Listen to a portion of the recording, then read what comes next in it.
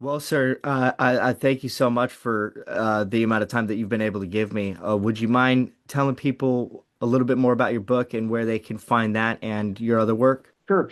So, Children's Health Defense, run by RFK Jr. before he became the Department of Health and Human Services secretary, sponsored the book. They are the what they call the imprint for the book.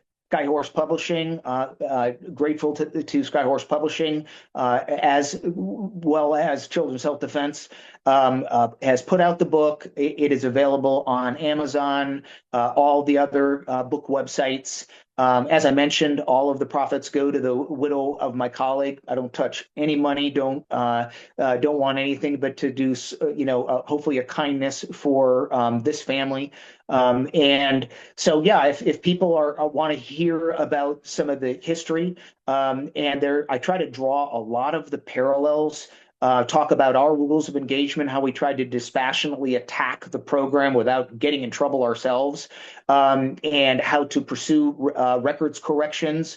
The book is rather meaty. There is a lot of history, but there's only a lot of history because it's only by understanding the historical timeline that you can understand the egregious violations that occurred during anthrax, and even more importantly, be absolutely upset that they did it all again to our COVID era veterans. So while the historical timeline might seem like kind of a meaty read, there's a lot of historical data points. Hopefully, there are some useful tools for people to use in getting their own records corrections. The most important rule of engagement, I think, is not going away, not letting them get away with it, being unyielding.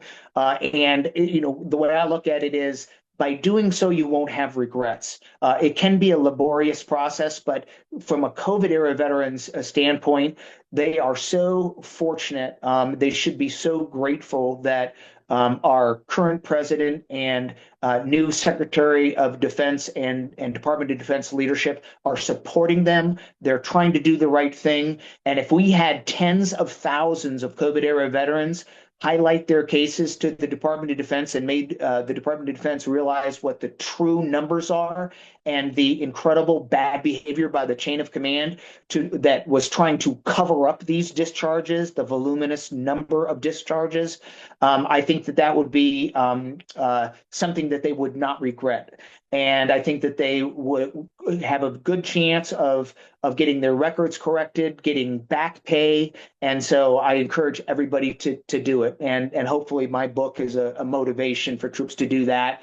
And again, the anthrax era veterans plight is absolutely black and white, documented. The program was patently illegal, violated U.S. law as affirmed by courts, and the Department of Defense, and the Congress. So hopefully, the new Department of Defense leadership will grab this one and say, "Hey, this is an easy fix. We can do the right thing for these veterans." President Trump already told the Department of Defense to fix this, make it right, give justice, and so I have every confidence that once they realize the egregious nature of these violations and the attempt by deep state type entities to cover this up and not correct records for anthrax era veterans, I have every confidence that they're going to do the right thing.